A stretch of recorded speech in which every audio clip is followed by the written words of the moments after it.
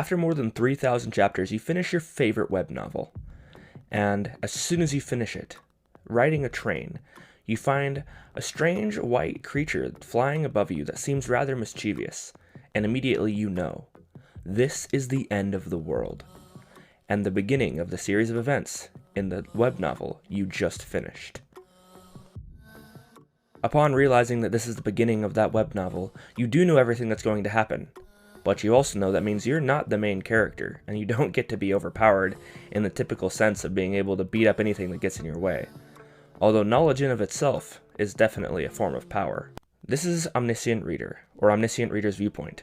There have been 20 chapters that have been released so far. The first 14 you can find on Webtoon. I apologize if I mispronounced this, but Kim Dokja is the main character, and the art is on par with Solo Leveling. The action is hype. He finds himself in a new world, but that new world is just a redone edition of the old world. It's the apocalypse, the end of the world that we know, and the beginning of the world that he's getting isekai'd into. But instead of getting sent to another world got sent to ours. Personally, I'm really enjoying it. I'm also enjoying the plot devices they use, and the direction it's going very, very much. For me, the plot is a 9 out of 10, and maybe that's bias, but that's A tier. As far as the character development is concerned in Omniscient Reader, I would say that it's pretty decent. We're only 20 chapters in, so you can't expect crazy character development. That said, you do get to see the way that different characters react to the end of the world and their adjustment to it, and kind of the way they change accordingly. I would give the character development B tier, because having only 20 chapters that I was able to read, it was definitely very enjoyable, and I think that there was clear development in not only the main character, but the entire main cast has been changing accordingly as their situations have been changing. As far as plot twists and hype goes, it has both, to the extreme. The plot twists hit you, and it's pretty surprising some of the things they pull off, and honestly, I don't really know where the story is going, because it feels interesting. The main character knows everything. There are no plot twists for the main character because he's read this entire story. But for us, things just keep twisting and spinning, and he always knows what's going to happen. But us as the readers of the story, we don't know. And I really enjoy the dynamic that you tend to form with the main character here. On top of that, the story is very hype because you can see the main character's reaction to things. He knows how good or bad a situation is because he's already read about it. So you can kind of predict how you should feel about the certain situation purely based off how he feels and his fear or his excitement going into a situation. So I'd say that's a really good plot device to give us the hype that it delivers so cleanly. And because of that, really, this is almost flawless plot twists and hype in my opinion. I'm giving this S tier, a 10 out of 10 for me. On to world building. In 20 chapters, I have a pretty good idea of this new world that's been introduced and how it works. It's very similar to a video game, but it's definitely way more fleshed out than most isekais in the sense that there's actually a currency system that they delve into and how that currency system works. There's investments that can be made into people by these supreme beings, and those supreme beings making these investments into you. You get powered up, you get currency from them that you can invest into things yourself. And there's trade you can make with other people. The whole idea of the dichotomy of the influence of money and monetary trade in this world is that nothing comes for free. And that's one of the first concepts they introduce, is that everything costs something. Whether it's money or your life or someone else's life, there's nothing in this new world that comes for free. And I kind of like that. I kind of love that whole aspect of the fact that everything has value to it now, whether it's a night of sleep, a meal, or simply another day you get to live. Every single thing has a monetary value, basically, in this new world. And for having only 20 chapters, I'm giving it a 9 out of 10 for world building. Do I think the world building is spectacular and being able to be compared to like One Piece or anything? Not yet. Do I think it very well could be if it keeps going the way it is? Absolutely. Keep in mind this is only 20 chapters long, so I'm basing it off of that.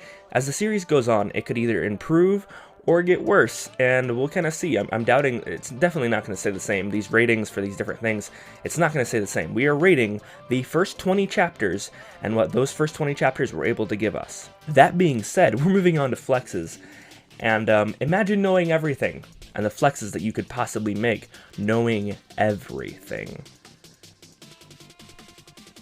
Imagine you have the game master in D&D. He comes in and he starts telling you about the situation, and instead of you letting him tell you what's happening, you finish all his sentences and then tell him things that he hadn't even made up his mind about yet. You tell him things that he didn't know existed in this world, and suddenly the dungeon master realizes you know more about the world that he thought up than he does.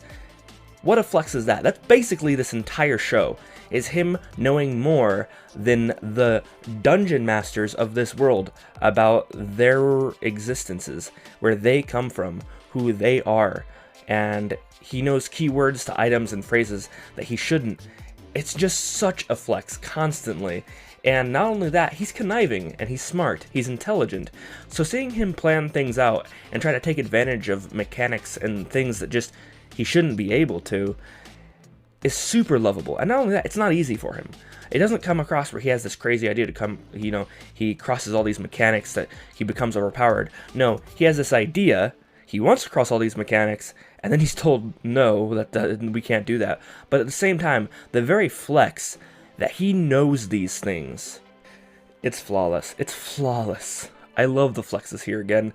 S tier, 10 out of 10 on the flexes. I am going to have to dock some points because there's not really a clear theme so far. You could say that maybe the theme is like everything having a price or whatnot, but only 20 chapters in. The theme isn't really clear yet. And then I'm also going to dock some points because it doesn't have any emotional impact on me yet. And that's a very pivotal thing to a good story, is the fact that it can have an emotional impact on somebody. And this has no emotional impact on me.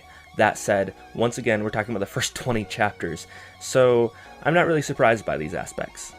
The art, flawless, 10 out of 10, fight me. It looks a lot like Solo Leveling, which is another 10 out of 10 for me. I'm super easy to please when it comes to art, probably.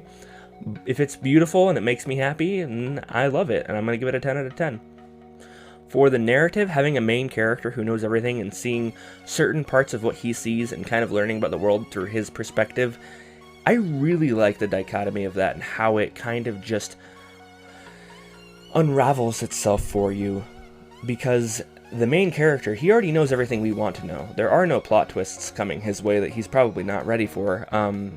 Of course, there will be little things here and there, inconsistencies, because he exists in this world. It's not going to be exactly like the book he read, but his powers that come with him having read the book, his unique abilities, kind of give him the ability to figure those things out anyway. So following this mastermind through his different plots and schemes to survive is something that's just super, super enjoyable. I give the narrative B tier because while it's not super impressive with its different points of view and the way it can jump around, I think it's about as good as you can get with one point of view. It's just something that I enjoy a lot. I'm giving it B tier, 8 out of 10. Style is pretty easy for me to say. It's C tier, 7 out of 10. It's okay. It's not anything special. It's not bad at all. But it does very much so just have those video game styled vibes where there's nothing too independently crazy about it. I definitely like some of the characters and some of the expressions they make, but that's part of the reason my character development scored well. So for style, I'm just going to say that it doesn't stand out in the way that it presents itself style-wise. Therefore, I can only give it a 7 out of 10, even though I like it. Overall, Omniscient Reader gets an 81 out of 100, and that's B tier. Only having 20 episodes out and having some serious points docked for the lack of emotional impact or theme, that's really good. If not for the points docked, assuming that it did just as well on those things as it did on other things, it very easily could have made it into A tier. So I would highly recommend people check out Omniscient Reader. So far it's in the running as one of my top 5 favorite manhwa. Only having 20 chapters, I don't want to make that call and say it's one of my favorite manhwa, but for the first 20 chapters, if it keeps this up, it's gonna be up there for me.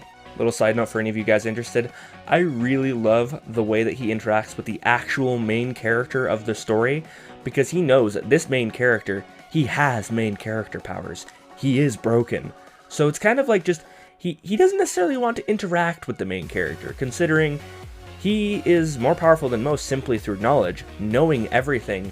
You know, there's very few people who are going to outsmart him in any situation. So being on a balanced board for the most part on stats and like their ability to fight, and he's not overpowered, but being all-knowing, he's going to win almost every fight, except the main character, because he has those protag powers, and our actual protagonist does not have the normal protag powers. It's just a funny aspect that he's avoiding the protagonist of the story he read, and we're enjoying him as the protagonist of the story we're reading. It's certainly something interesting. It's interesting because we're reading a story about a guy who read a story that came to life. And I don't know, I just like that concept. I know it's been done in American movies a couple of times, but having it done in a manhwa in the video game-esque isekai way, it just feels like something that should have happened a long time ago. And I love that it's finally happening. It's something that I'm enjoying, and it's being really well done.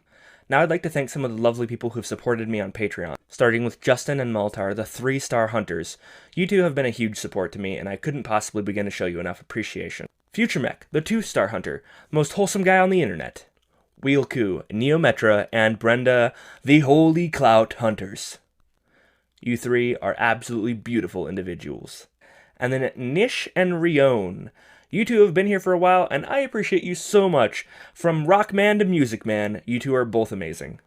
This is one manhwa that I highly recommend, and I'll see you on the way down the anime abyss next time. Kaihen out. Cue the outro.